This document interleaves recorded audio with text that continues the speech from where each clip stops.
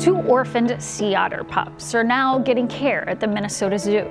The zoo's team recently returned from a 20-hour transport after the pups were medically stable to travel.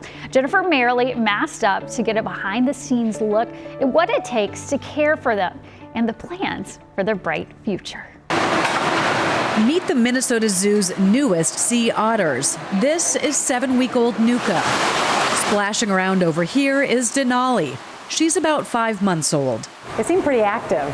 They're constantly active. They're little busybodies, so they're either sleeping or doing something, whether it's grooming, playing, hunting. Before the sea otter pups can make their zoo debut, they need to be healthy and gain strength and skills, says Dr. Annie Rivas. When we have any orphan baby animal, it is around-the-clock care, just like you would have with a human baby. But this is a way for us to give animals a chance that otherwise would not have survived. Animal care staff are helping Nuka and Denali with things they would usually learn from their moms in the wild. Nuka is practicing adult skills by swimming and using her hands with the ice and the toys to learn how to hunt. Play is a good way for them to work towards those skills they're going to need the rest of their life. And grooming is a main part of survival. Christoph Netze, curator of aquariums and marine mammals, says sea otters have the densest fur of any mammal on Earth. They don't have the blubber that most marine mammals do, so they have a lot of hair and they got to groom it all the time to stay warm and to keep waterproof. So the mothers would be constantly grooming them in their infancy. So without the moms, it's up to us. So I got to spend a lot of hours scrubbing them, using a blow dryer, a comb, making sure their coat is in perfect condition. They have a rapid metabolism, so feedings happen throughout the day and night when they're young. Sea otters are known for being smart, motivated animals.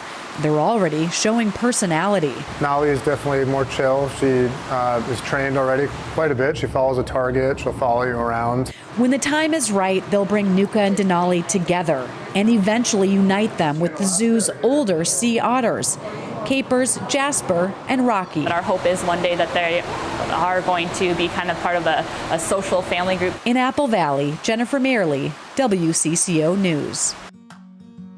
A Minneapolis weightlifter just competed in the Super Bowl of bodybuilding. David Schumann shares how he hit rock bottom before reaching the heights of Mr. Olympia.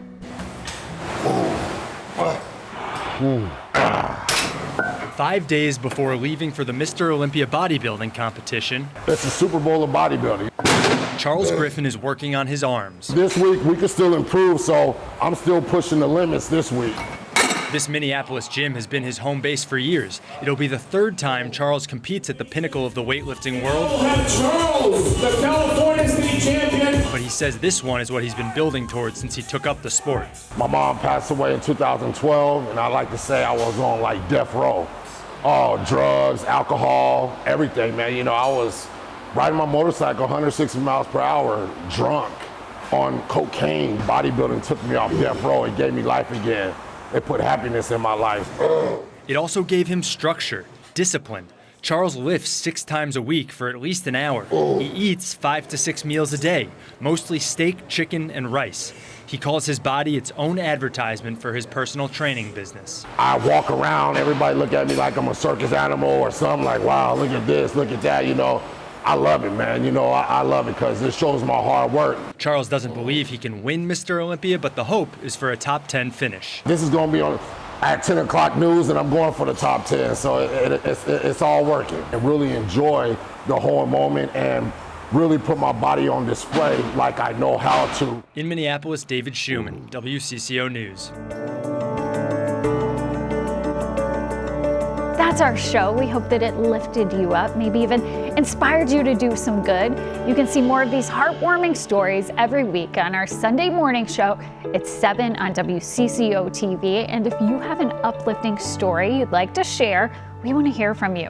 Submit your stories to us at WCCO.com/uplift. That's how we get a lot of great stories. So send them in.